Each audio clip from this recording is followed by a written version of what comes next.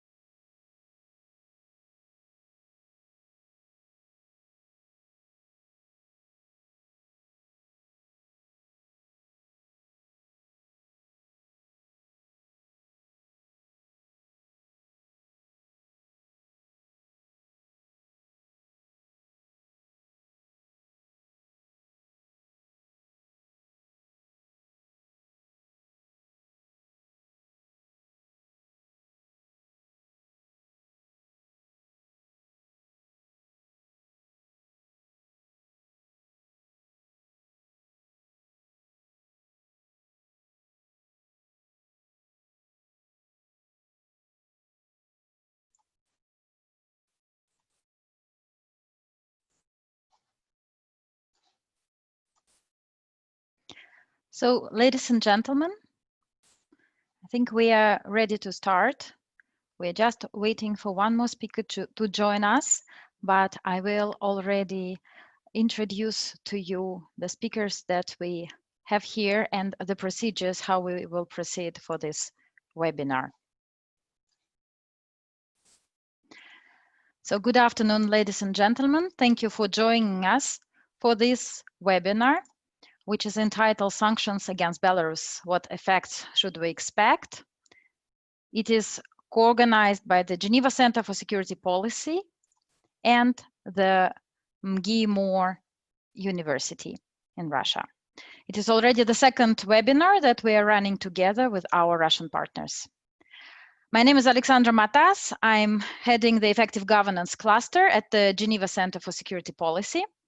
It's an important year for our center this year. We are celebrating our 25th anniversary this year.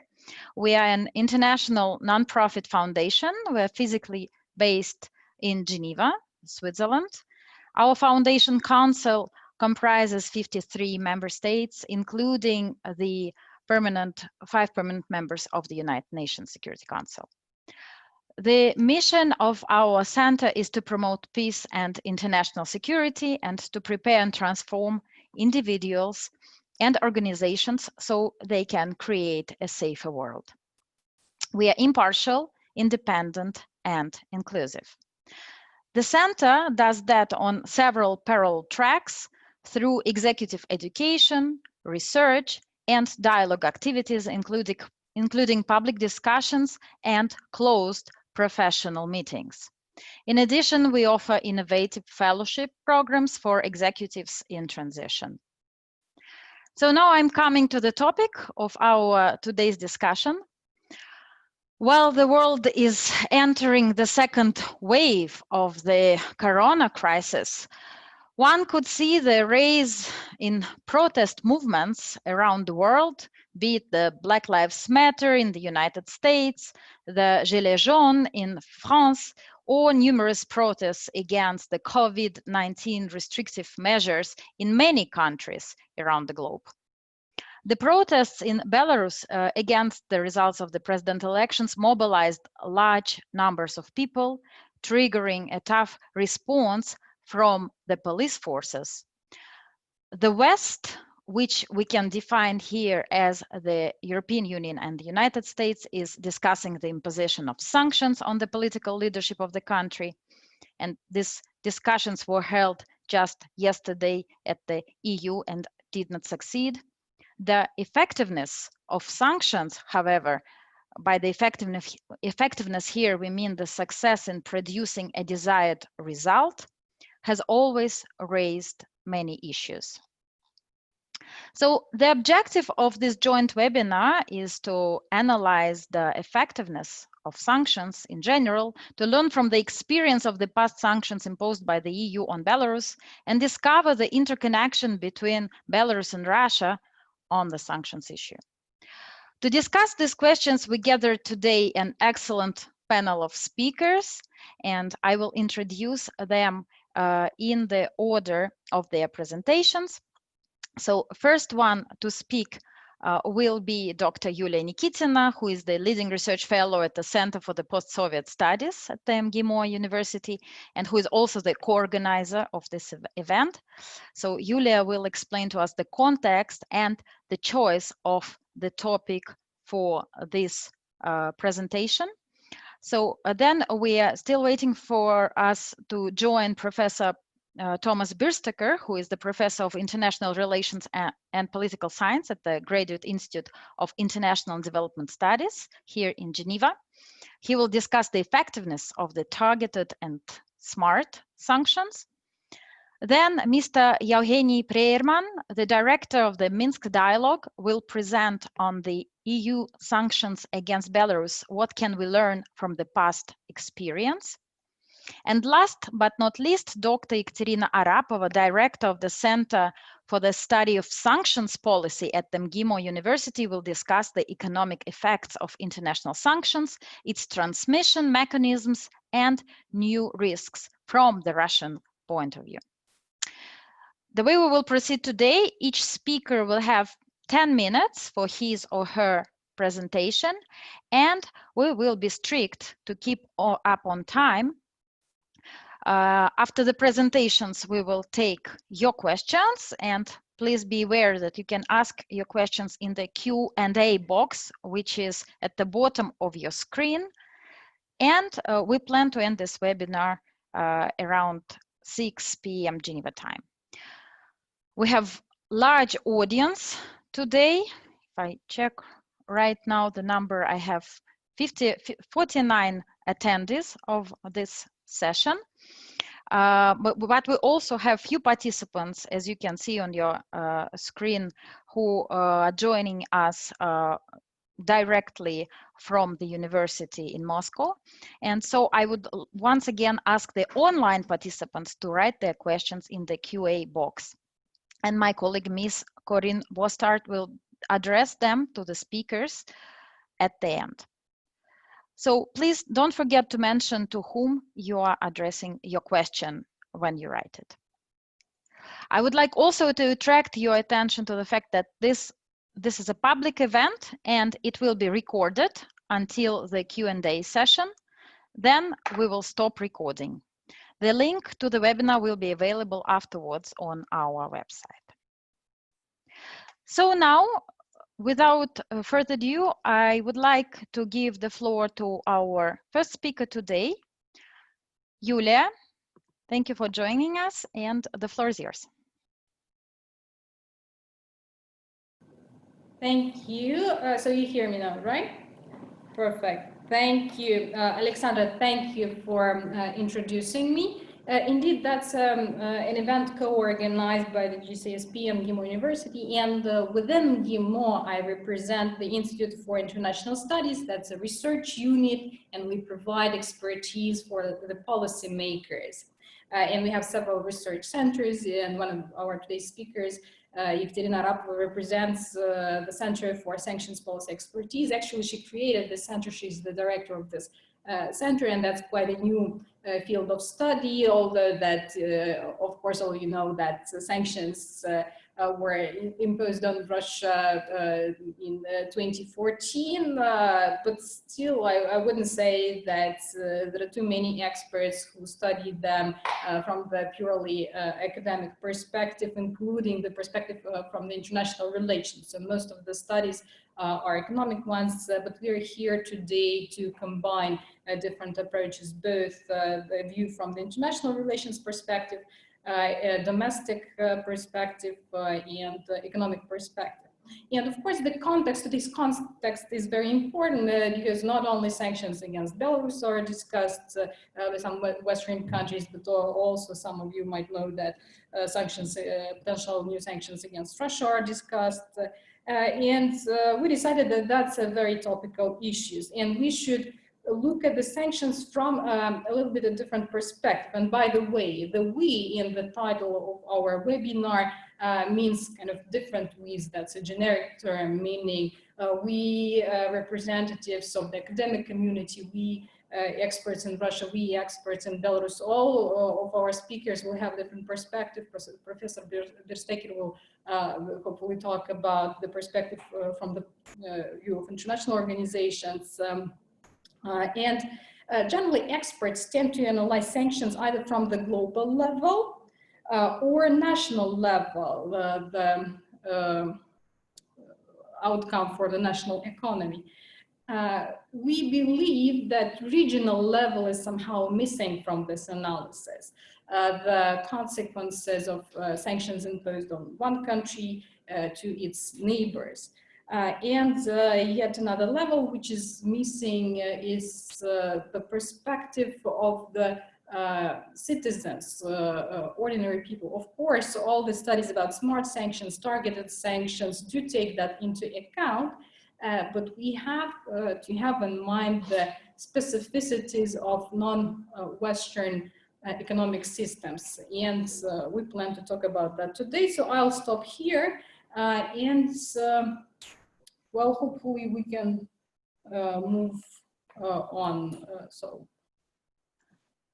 Thank you very much, Yulia. For giving this overview and also for joining us and for working together on this event. It has always been a pleasure to work with MGIMO University. Unfortunately, Professor Bersteker is now experiencing some technical issues. Oh no, I can see that he's just joining us. So we will ask Professor if you can hear us and if you could please unmute yourself.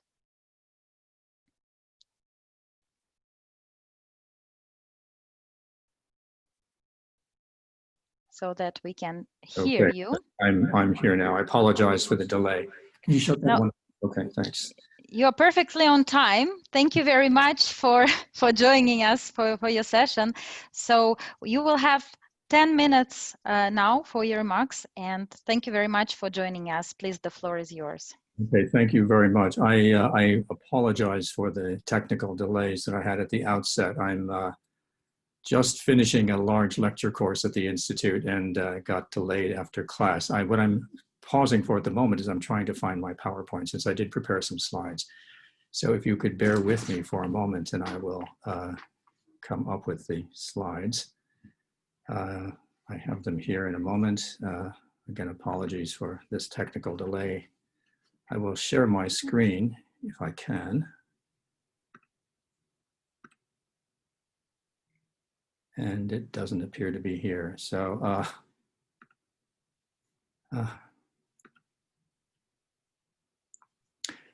you can just open it first on your computer and then try through, share the screen and go to the PowerPoint directly.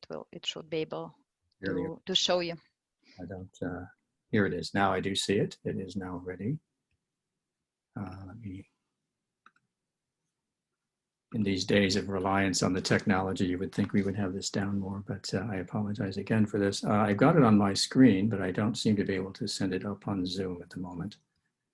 Let me see now if I can share the screen. No. What you can also do, you can send it directly to us by email and we can share it. Okay, let me do that. I will close it and send it directly to I could just speak without it. I mean, I can just speak. You don't have to follow the slides. Why don't I do that? I don't want to waste people's time.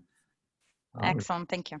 On this kind of situation. So let me simply go back to the slides. I'll do it as a slide, so I'll see it. Unfortunately, you will not. But let me just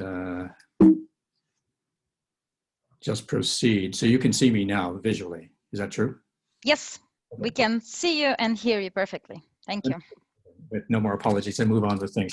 To say, I want to talk about sanctions on Belarus, how to think about their purposes and their potential effectiveness. And what I'd like to do is just comment on the fact that generally the observation, most people have the observation that sanctions don't work. They're overused and raises the question, well, if they're overused and they don't work, why are they threatened and imposed so often? And so what I'd like to do is talk about some research that I've undertaken in the past few years. I'm a specialist on United Nations sanctions, but I also work on EU sanctions, and I do look at US and sometimes the Swiss sanctions as well. And the background that I bring to this is largely from the fact that I co-chaired a consortium called the Targeted Sanctions Consortium that met between 2009 and 2016. And it convened 50 scholars and policy practitioners from around the world who evaluated the impacts and the effectiveness of United Nations sanctions, targeted sanctions. We did studies of all 26 country cases with 75 different distinct episodes of sanctions applied, targeted sanctions applied in the post-Cold War period from 1990 to the present. The outputs of that project are both a book with Cambridge University Press and the fact that we've developed an app called UN Sanctions App, and that's where we do annual updates of all of our evaluations. Now in the project, we introduced two conceptual innovations. First, we focus as our unit of analysis, not country cases, but episodes, because different types of sanctions are applied in different contexts at different times. There are changes in regimes, changes in purposes, changes in targets, changes in type of sanctions. So we began by focusing not on country regimes, but on episodes within them. That was to take account of the way that sanctions regimes evolve over time. The other main innovation we made was we look at effectiveness of sanctions by differentiating their multiple purposes. And here we're relying on the work of Francesco Gemelli from Groningen University, who looked at the different purposes. Most people, when they think about sanctions, think about them as intended to coerce a target to change their behavior. And we can talk about sanctions in Belarus in that way, trying to coerce the Lukashenko government to change its approach to the demonstrators, to engage with the opposition. That's only one of the purposes of sanctions. Sanctions in many cases are intended not only to coerce a change in behavior, but also to constrain a target from engaging in some variety of some variety of proscribed activities. And so we call these constraining sanctions. If you don't think the target will ever change their behavior, then you may try to limit their ability to engage in proscribed activities. So that's the second type. The third type, and this is, I think, most relevant to looking at sanctions on Belarus, is their attempt to send a signal, a normative signal about international norms or even norms that constitute identity. And I'll come back to that when we talk about the EU in particular. Now, when we look at the effectiveness of sanctions, it's a function of two variables. First, what happened? What's the policy outcome? Is there a change in policy? Second, what's the sanctions contribution to that outcome? Because many outcomes happen that sanctions may be present, but they may not be causally significant or important. And we have developed both scales and thresholds to look comparatively at the effectiveness of United Nations sanctions over time. Our findings are that overall, sanctions are effective across all purposes, coerce, constrain, and signal, about 20% of the time. Now, one might say, well, that proves the critics are right. Sanctions don't work. They only work effectively about 20% of the time. But more interestingly is if we break down effectiveness by purpose, we find that sanctions are more effective in signaling than they are in constraining or coercing a change in behavior. And based on the latest update of Sanctions app from 2018, we're now doing the 2020 updates.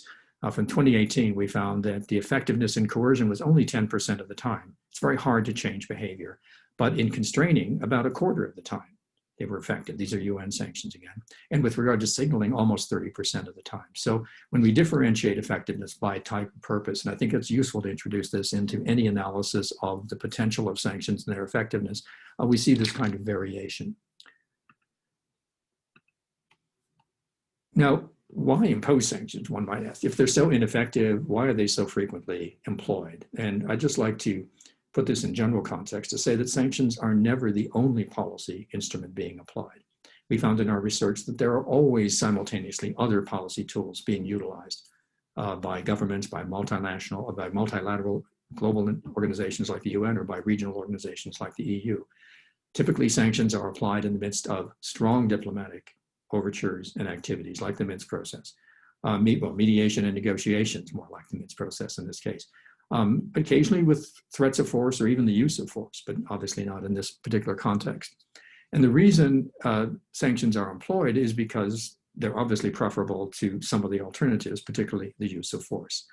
They're what my colleague in Uppsala University, Peter Wallenstein, describes as sanctions exist between words and war.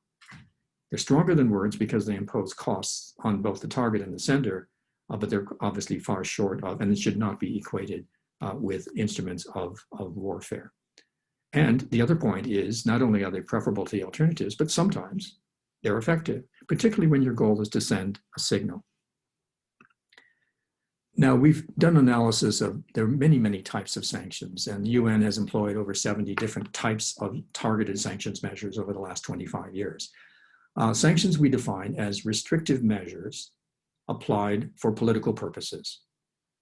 Most people think of sanctions as economic restrictions, but of course, arms embargoes are another form of restriction, diplomatic restrictions, another, and individual restrictions. These are the most targeted of sanctions, sanctions on individual persons, on corporate entities, and of course, controversially in many contexts, the Magnitsky type. And the Magnitsky sanctions are, I would describe as a new emergent form that we're seeing developing across states, not at the UN level, certainly, but in terms of certain degrees of coalitions of states. There are different purposes of sanctions and their use by different actors. And if we just look at UN sanctions are employed essentially to address threats to international peace and security. They're mostly applied to armed conflicts, but they've also been utilized. So if you want light changes, we're changing the technology again here. They're also employed for addressing issues of proliferation of weapons of mass destruction, nuclear weapons in particular, and countering terrorism. So the UN is focused on threats to peace and security, but mostly in situations of armed conflicts. 2/3 of them are armed conflict cases. The EU, in contrast, applies sanctions in support of democracy, the rule of law. And interestingly, the EU applies sanctions more often on neighboring states than it does on its own members. And that's actually an issue we may want to come back to. It's not unusual for the EU to be applying sanctions to its east or to its south. The African Union, interestingly, applies sanctions in situations of non-constitutional changes of government. So they don't like coups, military coups, and they will immediately sanction the incoming coup leaders and prevent them from participating in AU meetings. The United States uses sanctions routinely now as a tool of its foreign policy. So when we look at the different purposes, we need to think about the different purposes of sanctions and the different application of sanctions by different institutional actors. Now, reflecting a bit on the EU and US sanctions on Belarus, UN sanctions, of course, are impossible. That's because the mandate of the Charter does not typically cover these types of activities. And of course, everyone knows that Russia would exercise a veto to keep the issue off the UN agenda. But in the case of the EU sanctions, I would argue the primary purpose is to signal support for free and fair elections, signal support for the opposition, signal the opposition to the use of excessive force against civilian populations. So in many ways, it's a statement of who the EU is. It's a statement of EU identity in some ways. And how to evaluate the effectiveness? Well, you have to ask questions like, has the signal been clearly articulated and communicated? To whom is the signal addressed? To the leadership, to the opposition movement, to other countries, or in some ways to all of the above? And is there any stigmatization of the target? Stigmatization tends to be very contextual. In the country targeted, Typically, there's no stigmatization, but if those individuals travel outside that country, there will be stigmas attached and applied. Now, the obvious point to address in yesterday's news is the failure to apply EU sanctions yesterday. Note, however, it's not because of opposition to sanctions in this instance, or in fact, Cyprus indicated that it was in favor of the applying sanctions on Belarus. It's certainly not to signal support for Lukashenko government and its actions, but it's actually, it didn't act because of issue linkage. Cyprus wants Turkey sanctioned for its offshore oil exploration in disputed territorial waters. And they basically said, if we can't get sanctions against Turkey, we will not back sanctions on Belarus. It's characteristic of the structure of EU decision-making, which is consensus, unanimity. It's not qualified majority voting. And as a result, one country can block action for the entire polity, which some might argue creates a crisis for EU foreign policy. That's all I have at this point. Thank you for your attention. If you want more information, visit unsanctionsapp.com or contact me by email, and I'll stay on for the rest of the conversation. And I will send my PowerPoint while I'm listening to the next presentation. But thanks very much for your attention. Thank you very much, Professor, for your very interesting presentation and excellent start to this webinar. I took some notes. You spoke about the different types of sanctions. You spoke also that only in 20% of time the sanctions are really effective. You also said that the sanctions are more effective in signaling than coercing or changing the behavior. You discussed different purposes of sanctions, and also how UN, the EU, the African Union are different in imposing sanctions. And of course, you said that the discussion of sanctions on Belarus is actually the statement of the EU identity. So it was very interesting to hear from you, from a scholar who is working on the sanctions issues, as this topic is currently very politicized and it's very sensitive. So we really appreciate your academic perspective on that. Thank you very much. So now I will turn to Mr. Evgeny Prierman for his analysis of the former EU sanctions against Belarus. Evgeny is joining us directly from Minsk. Thank you very much, and the floor is yours. Thanks a lot, Alexander, for putting this great event together and for having me. I hope my internet connection will be fine, even though I keep experiencing some problems, but let me know if I get disrupted. So now that we're again talking about sanctions against Belarus, and I'll be focusing on EU sanctions, we can of course benefit from about 20 years of experience with sanctioning Belarus. For most of Alexander Lukashenko's presidential tenure, there have been some kind of sanctions introduced against him and his regime. And of course, that can benefit us a lot in terms of understanding where those sanctions might make any difference and where they're unable to deliver. And if we look at the sanctions that have been in place or were in place sometime before, because they would then be, lifted and then reimposed, they constituted, I mean, the Belarus sanctions by the EU constituted the most complete CFSP, Common Foreign Security Policy sanctions regimes in force. So that also gives us an idea that quite a lot has been tried. And as you know, today, for example, there are those discussions among EU member states whether the list of Belarusian officials to be sanctioned should include President Lukashenko. And here we also have some knowledge from the past to rely on, because for the first time he was blacklisted, I think, in 2006. So this is nothing new either. It was, of course, very helpful to have Professor Verstecker begin with some overall and theoretical observations. And of course, the three types of sanctions, or not sanctions, three types of rationale behind sanction that he talked about, it's very helpful in terms of understanding what's going on in thinking about EU sanctions against Belarus now. And of course, as someone from Belarus, I tend to focus on the two first criteria or two first types of rationale, which is whether sanctions really change the behavior of the target and whether they constrain further repression. But at the same time, I need to make it crystal clear that it's obvious that after everything that has happened in Belarus since August 9, or even earlier, since the presidential campaign started, it was just inevitable that the EU would introduce some kind of sanctions, no matter whether there is enough knowledge or enough proof that sanctions can be successful in terms of constraining the regime's behavior or making it to change this behavior, for a simple reason that signaling is the most important rationale for the EU.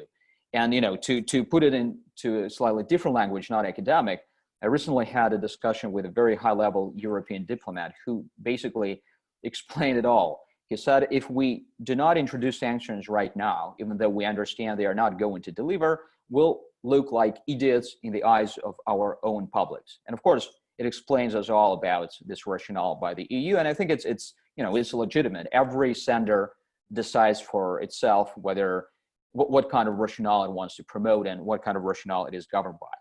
But still, if we go back to the two other potential criteria of sanctions effectiveness, my argument would be that sanctions against Belarus failed to deliver in the past, again, failed to promote the change in behavior or constrain further repression.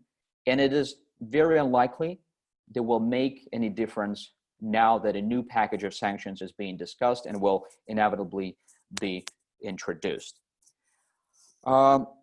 This is based not only on my overall observations as a Belarus analyst, but also I think a wonderful research done by Clara Portela and her famous 2011 article in Comparative European Politics.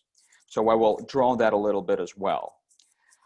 Well, now it's clear that the EU can only apply targeted sanctions against Belarus, not any type of massive economic sanctions. Well, first of all, because that would clearly infringe on quite fundamental interests of EU member states themselves if such economic sanctions were introduced. But even more so, from a legal standpoint, I think the 2004 Council document called Basic Principles on the Use of Restrictive Measures clearly says that sanctions should be targeted in a way that has maximum impact on those whose behavior we want to influence, but at the same time, they should minimize all those losses that would potentially be incurred on the broader public. So there is no doubt that the EU will be governed by those principles this time around as well. If we'll look at specifically at the time frame between 2008 and 2011-12, and that is a period which is somewhat similar to what happened between Belarus and EU in the last 5-6 years. That is to say, after a period of rapprochement where there were a lot of hopes on the EU side, and then the 2010 presidential election happened and it ended in a crackdown, and then lots of targeted sanctions by the EU were introduced. So if we look at that period and try to understand, again, first, whether they constrained any behavior by the target by the Belarusian government, and the very clear answer is no.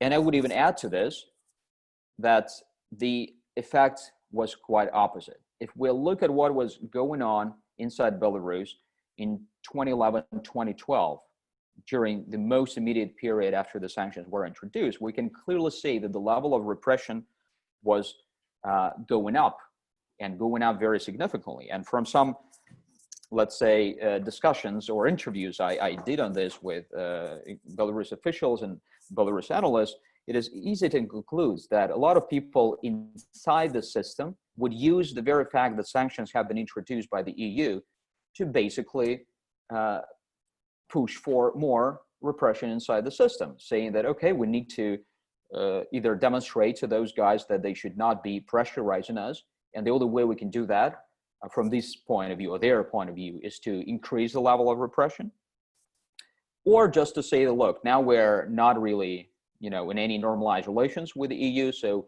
we're sort of free-handed, let's do this to make sure that once we return to the negotiating modes, we're in a better position vis-a-vis those potential internal sources of destabilization of the system. Another criterion, which is whether sanctions lead to an overall change of behavior, let's say whether they make the Belarusian system more democratic. Again, if we look at that episode, and especially 2011, 2012, we see exactly the opposite result. Because, as I said, while repressions were on the rise, the overall system, of course, did not get any better in terms of democratization and liberalization. And it was only after the process of normalizing relations with the West and with the EU in particular began that we would see a very clear line towards some kind of internal liberalization, which was growing bigger and bigger and better as this rapprochement would improve, especially after the EU lifted its sanctions. And here another important criterion, which a lot of people pay attention to, whether sanctions help to free political prisoners, because some people would say, okay, this is all about signaling. It doesn't deliver in terms of restraining repressive behavior. It doesn't help in any way to change the system to the better, but it helps to free political prisoners.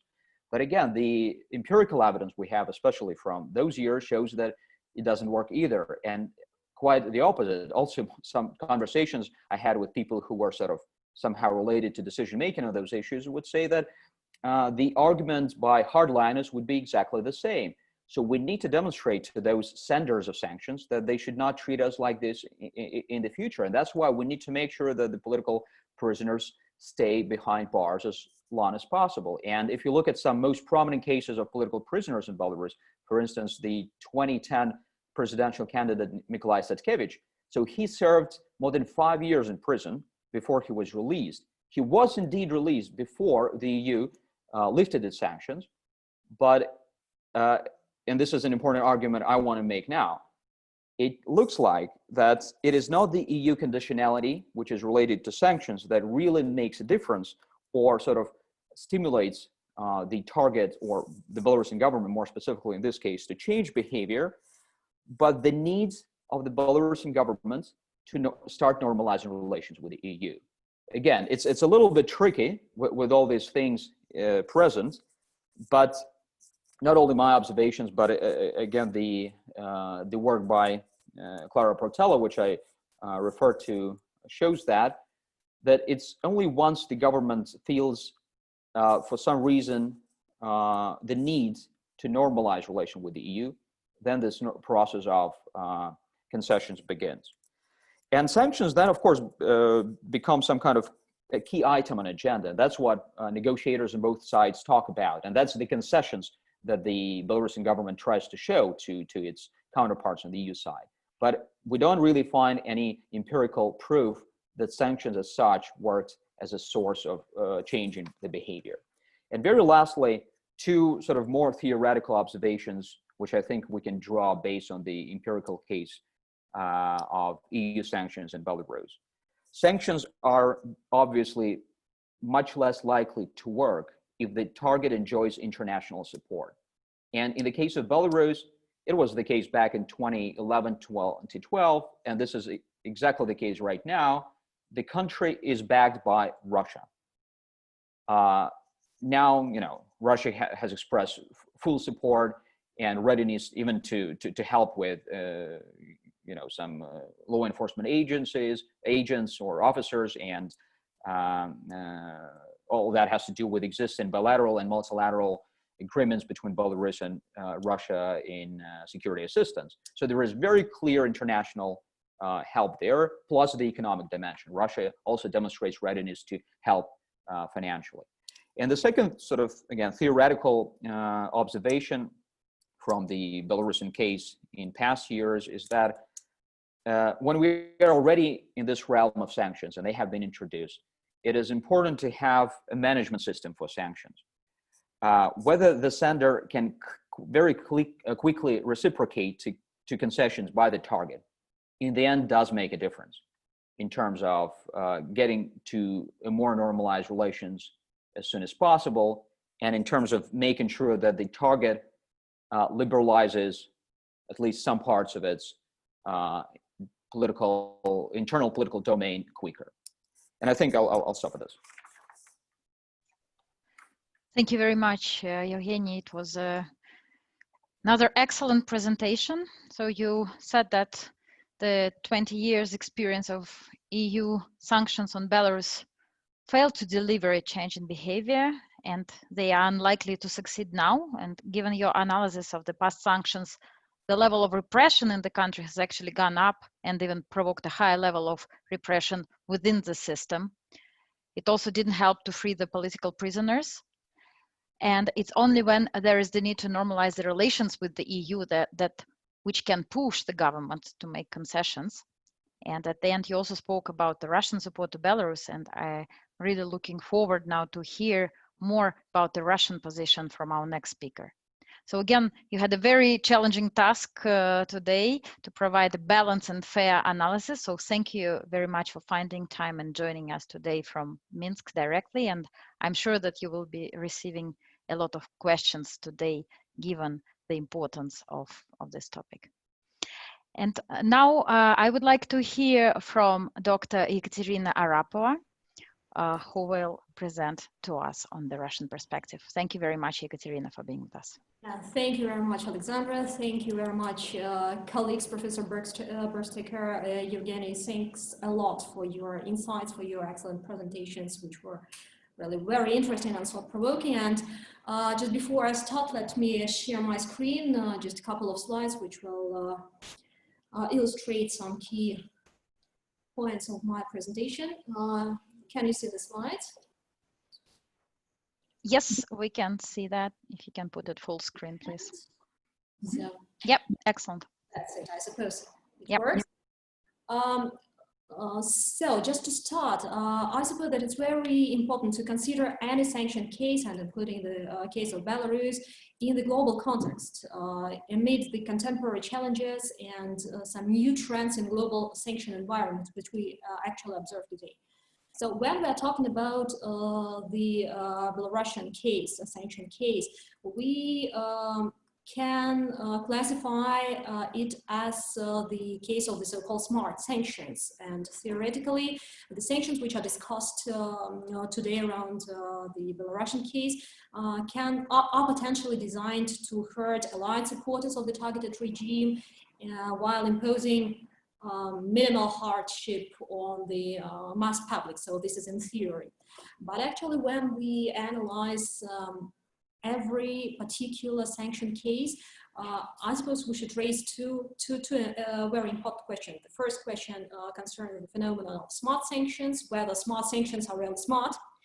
And the second question is the question of their efficiency, which we have already discussed today in the first and the second presentations. And what is actually important, many fundamental studies, many researchers try to answer the question when sanctions really work. And actually the most important criteria, the most important condition when sanctions are most likely to reach their goals is that the target state is a democracy.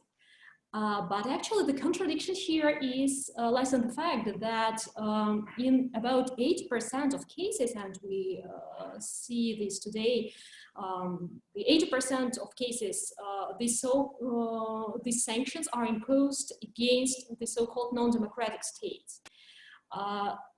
And actually this is the same in case of Belarus. So in this case, in these conditions, on the one hand, the potential efficiency seems to be much lower.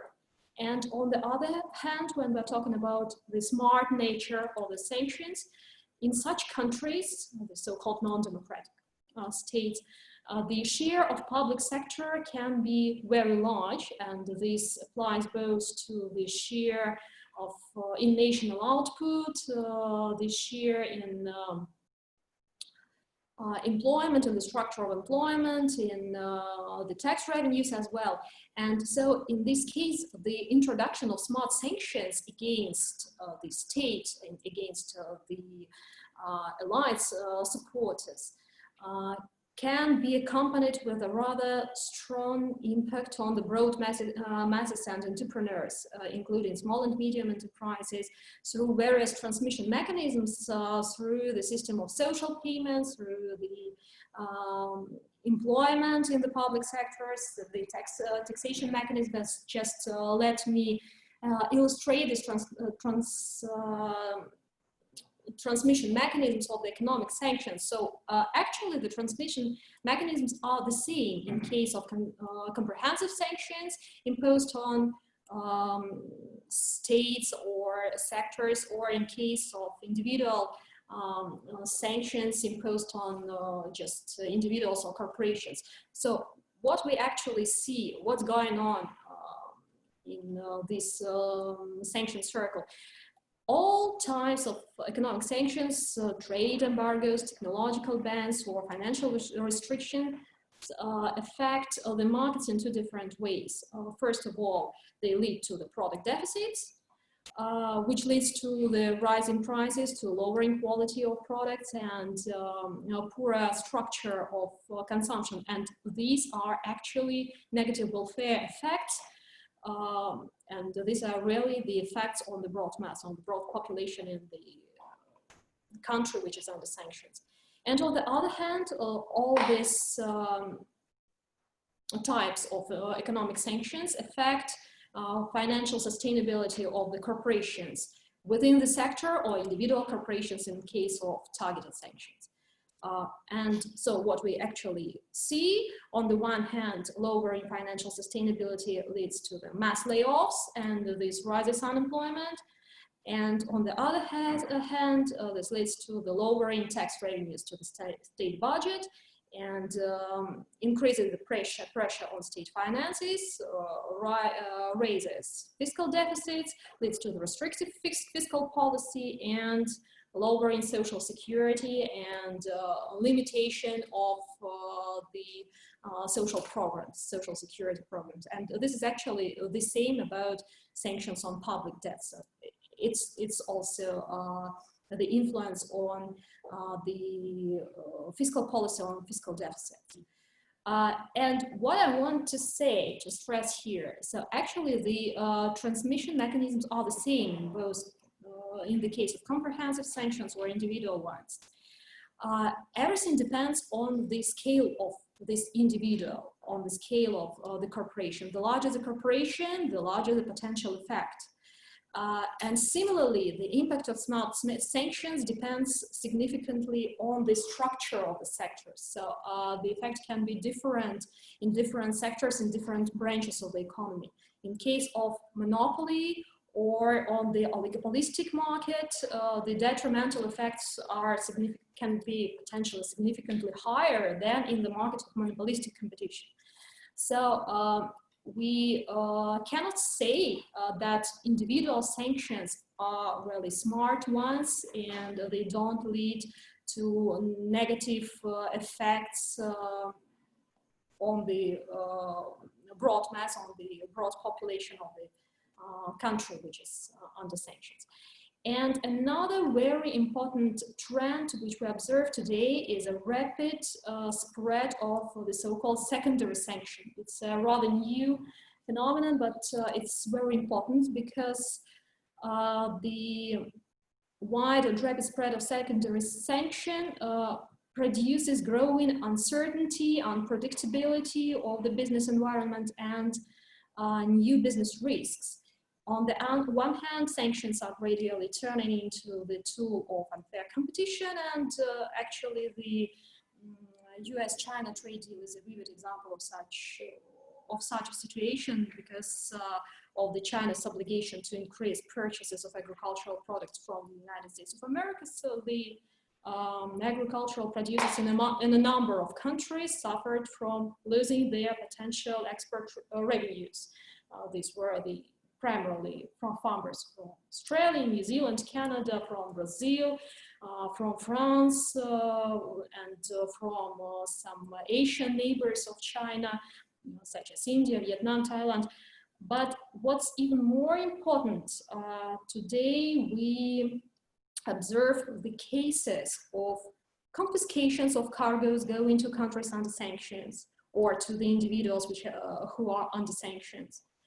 And what's also very important, we observe today the cases when sanctions become the formal reason to avoid repayments of credits to the corporations or financial institutions which are under sanctions. For example, I suppose you know that the British court approved the decision of the British bank Synergy to freeze the payment of interest on the loan received from the Lamets Investment Limited, which belongs to Russian entrepreneur Viktor Vekselberg, who is under sanctions now.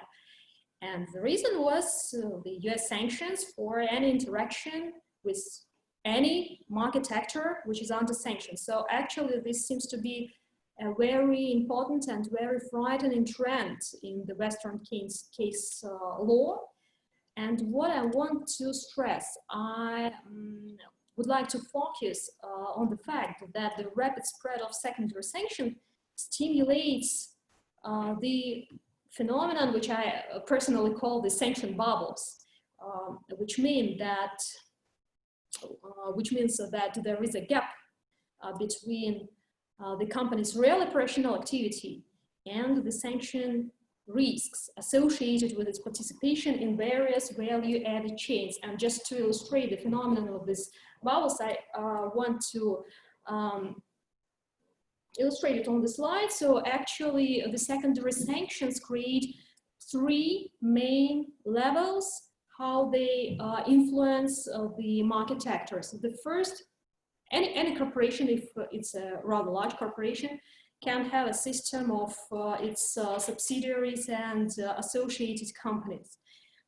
At the same time, it has a network of suppliers which provide this company with commodities, components, services, finances, or technologies, dependently on its operational activity, and the system of customers and debtors. So if this corporation gets under sanctions, the first level is the corporation itself and the system of its subsidiaries and associated companies. The second level includes all its suppliers and all its subcontractors, all its suppliers and customers. And the third level is the suppliers and customers which work with the company's subsidiaries and associated companies. So what I actually want to say, I want to focus on the fact that the sanctions against one single company, one single corporation can produce rising sanction risks for the wide number of market actors. And what's even more important is that today we observe even the fourth level of the sanction risks, which includes contractors of all these suppliers, of all these customers. Because today we observe not just secondary sanctions, but the sanctions of the third order, of the fourth order, and so on and so forth. So more and more corporations and market actors can be involved into this sanction spiral. But getting back to the case of Belarus, what I want to say, in accordance with the current connotation, sanctions against Belarus can be classified as relatively smarter because these are just still political sanctions, and they act on the allied supporters of the targeted regime, but not on the broad masses. But there is one very important, dangerous tendency which must be taken into account. We have already discussed today that sanctions are a very important signal for all the market actors. And today, in conditions of the widespread of the secondary sanctions, in conditions of growing uncertainty, investors, suppliers, customers begin to form expectations of an increase in sanction risks in the future. And they start acting proactively, just limiting cooperation with state-owned or state-related corporations, even if the latter are not under sanctions yet. So this is an indirect effect, which can be very important, maybe not in the short run, but in the medium run. Although the sanctions are political and targeted, it will become much more difficult for Belarusian companies in the medium run to preserve the traditional links, the traditional contacts within the existing value-added chains. And actually, this can affect both Belarus, both Russia, and the intra-regional ties within the Eurasian Economic Union, within the Commonwealth of Independent States. So actually, in the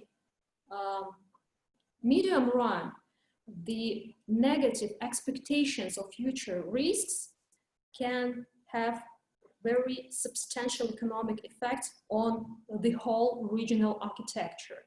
And I suppose that these sanction expectations are another very important factor which should be taken into account when we are talking about every particular sanction case, especially when we are talking about Belarus. Thanks a lot. I suppose I can stop here. Thank you for your attention.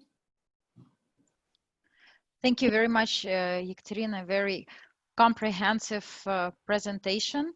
You spoke, you provide the whole overview of the transmission mechanisms of the economic sanctions. You spoke about smart sanctions, its effects, that sanctions are usually imposed against non-democratic states. So the potential efficiency is much lower, also because these states have a large public sector.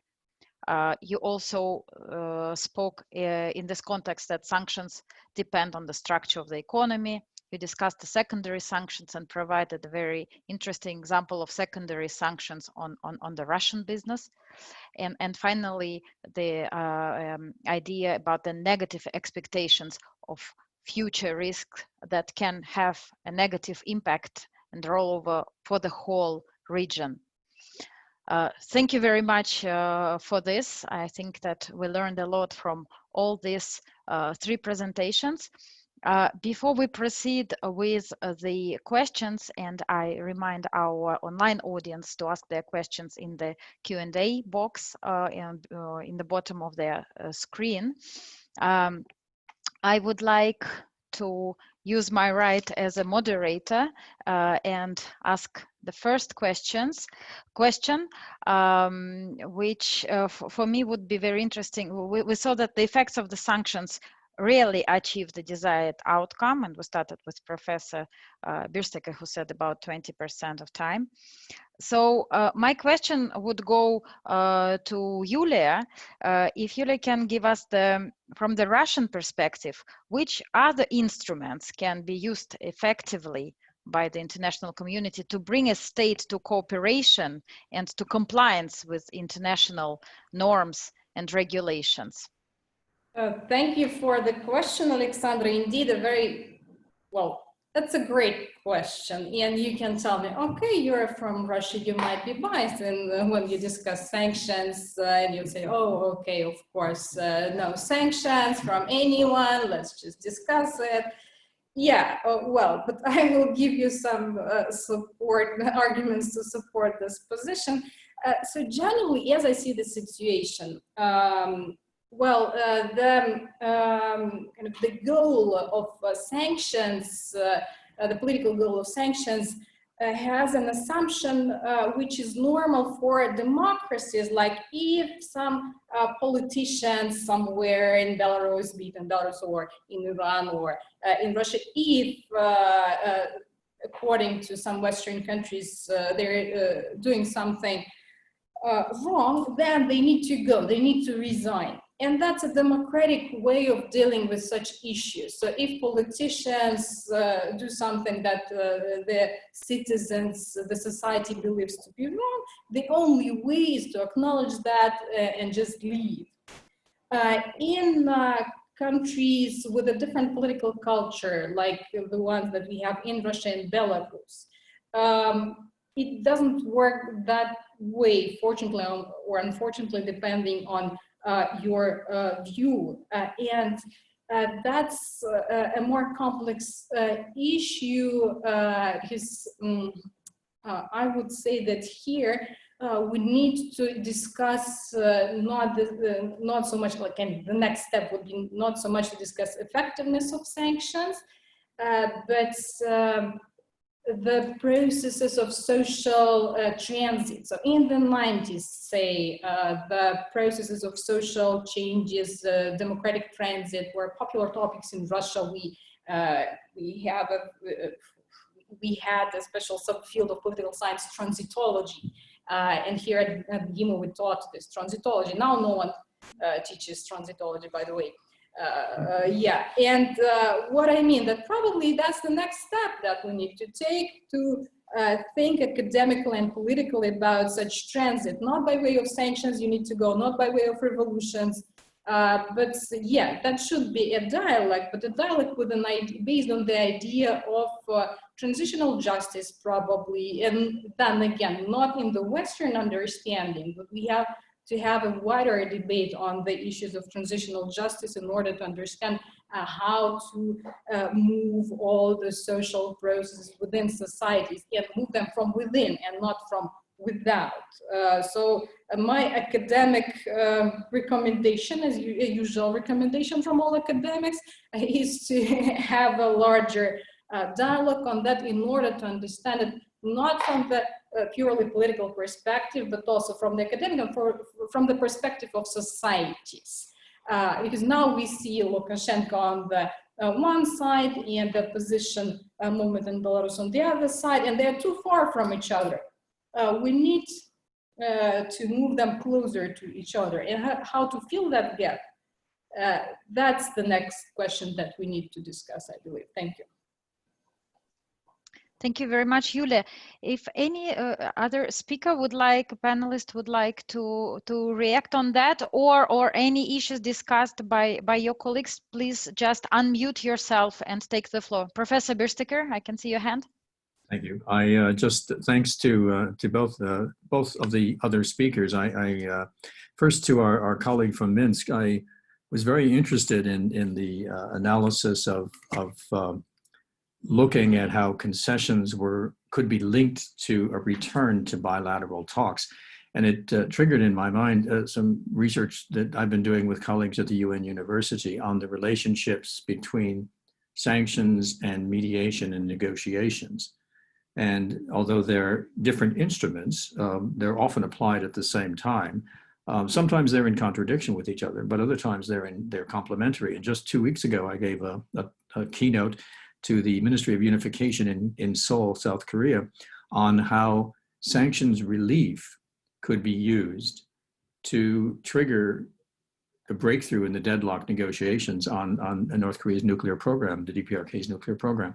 So it's ironic, but sometimes it's not the threat of sanctions or the application of sanctions, but the promise of relief of sanctions that can create a basis for a breakthrough and a way of changing the environment for discussion. So just an observation or a point. I thought it was very interesting that he brought that up. And on Katerina's very interesting discussion, I might disagree a bit on, well, actually, I don't use the word smart sanctions because we tried to expunge that from our vocabulary. That's why we always talk about targeted sanctions, because of the normative implications of smart or dumb sanctions, but that's just a minor point. I think I agree with you, particularly on the importance of the broadening effects of secondary sanctions. And here I think it was really quite interesting to see how you were really in a micro way plotting out how these measures targeted on individual firms, but inevitably, invariably are going to have broader impacts and effects. And here I think we're now starting to see a challenge on legitimacy of sanctions. And the real challenge, the whole move to targeted sanctions in the early 2000s was motivated by the unacceptably high humanitarian effects of comprehensive sanctions. Now we've seen an evolution, particularly when some governments, particularly the US government, applies maximum pressure strategies that take a set of measures that are designed to be targeted, but in fact, through implementation, is deliberately broadening them into becoming de facto comprehensive measures. And again, with reference back to DPRK, that's precisely what has happened. So it's interesting. You might be interested. We should exchange on this. We've been developing a measure of the degree of targetedness, how discriminating are different targeted sanctions combinations. And so I saw your distinction on the slides between comprehensive and targeted, but I think within targeted, there's really quite a significant range that could be introduced. So we've come up with a 6-point scale, if you're interested, in an unpublished paper, as yet unpublished paper, but just to continue the dialogue on this. But thanks very much for the presentations. Thank you very much. Evgeny, please. Yeah, just very quickly, I want to thank Professor Bersteker once again for these comments, and I think they are absolutely to the point. And when you speak to European diplomats, especially, you know, in the past years, where around 2014, 2015, they were negotiating with the Belarus government the lifting of sanctions and restarting of dialogue, this is exactly what they would say, that were there no sanctions, what exactly will we be talking about, and how will we structure the negotiations so that to get ourselves out of this deadlock.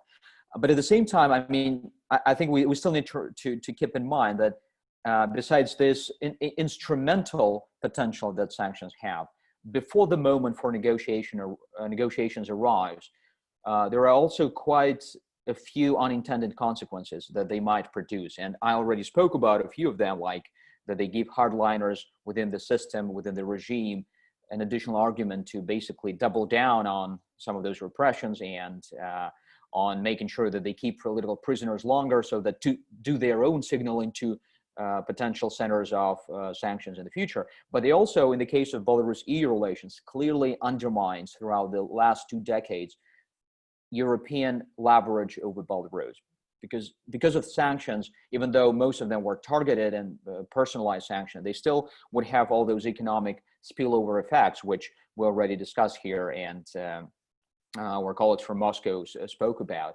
And that would always inevitably have a negative impact on you know, business connections and simple, you know, people to people, officials to officials connections that exist between Belarus and the European Union. And as a result, every new moment when the two sides are ready to resume negotiations, they find themselves almost at this zero ground level because so much has been burnt in the past. Thank you, Evgeny. Ekaterina, would you like to add on that? Just to develop this idea, yes, it's actually the effects which we can observe between the imposition of the in the period from after the imposition of the sanctions and before the negotiations start. We also, as I have already said, we should take into account these expectations, because anyway, even if any decision is reached between the parties, and even in the case when the sanctions can be more or less efficient and can reach their goals, anyway, in the mind of the market actors, the expectations of future negative consequences can still remain. And this can also influence the future connections, the future economic ties, political ties with with the actors which used to be under sanctions. And this is also very important channel which should be taken into account. And Professor, thanks a lot for the idea of measuring the degree of targetedness. It's a very interesting idea. I'm not sure whether it's a very complicated issue. It's very difficult, I suppose, to measure this degree, but it's a very challenging and interesting idea. Thanks a lot. Hopefully we'll maybe we'll be able to communicate in this direction in future. Thanks. Thank you very much, Ekaterina.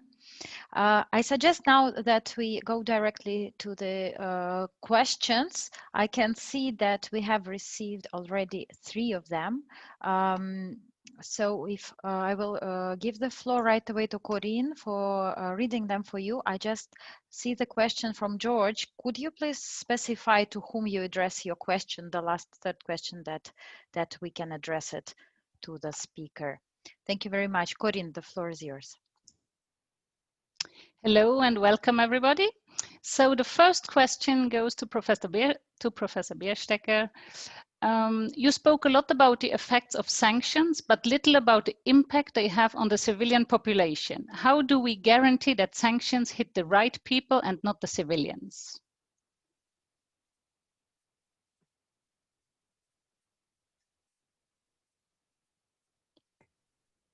Thank you for that question. It's an ongoing challenge, I must say.